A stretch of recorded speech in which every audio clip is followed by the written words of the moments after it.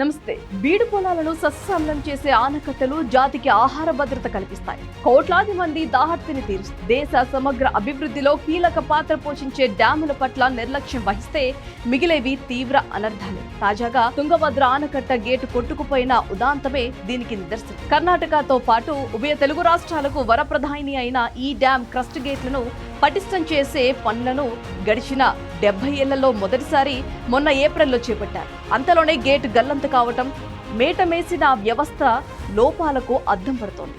ఊడిపోయిన తలుపులను మళ్లీ బిగించేలోపు 61 టీఎంసీల నీళ్లు వృధాగా పోతాయన్న విశ్లేషణలు రైతులకు తీరని ఆవేదనలో ముంచెత్తేస్తున్నాయి. ఈ ప్రాజెక్టు పరిధిలో ఉమ్మడి కడప, అనంతపురం, కర్నూలు జిల్లాలో లక్షల ఎకరాల ఆయకట్టు ఉంది. వర్షాభావంతో నిరుడు తుంగభద్ర పూర్తిగా నిండక 2 పంటలకు నీరందలేదు.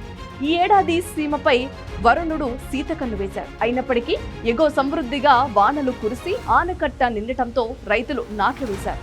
రబీ సీజన్ పైన ఆశలు పెంచుకున్నారు. ఇప్పుడు గేట్లు కొట్టుకుపోవడంతో అన్నదాతల ఆనందం ఆవిరైంది. కనీసం ఖరీఫ్ కైనా సరిపడా నీరందుతుందన్న నమ్మకం సన్నగిల్లి రైతన్నల కళ్ళల్లో కన్నీరు పొంగుతోంది. తుంగభద్ర మాత్రమే కాదు, దేశీయంగా అనేక ఆనకట్టల నిర్వహణ లోపాలతో కూనారిల్లుతున్నాయి. దేశవ్యాప్తంగా దాదాపు 6000 డ్యాములు ఉన్నాయి. వాటిలో రెండు మూడు శతాబ్దాల కిందటి, కొన్నిటి వయసు 300 ఏళ్లు పైమాటే. తెలుగు రాష్ట్రాల్లో 100 సంవత్సరాలకు పైబడినవి 27 వరకు లెక్క తేలుతున్నాయి. సాధారణంగా నిర్మించాక 50 ఏళ్ల నుంచి ఆనకట్టల్లో సమస్యలు తలెత్తుతూ ఉంటాయి.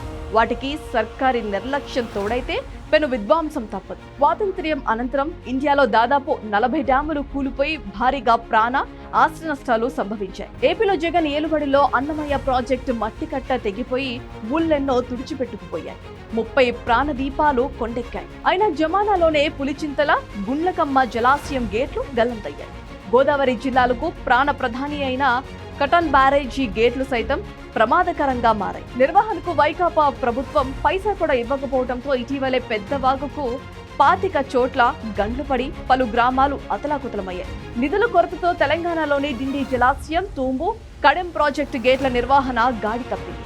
జూరాల గేట్లను పటిష్టపరచాలన్న నిపుణుల సిఫార్సులను ఎన్నో సంవత్సరాలుగా అరణ్య రోదనమవుతున్నాయి.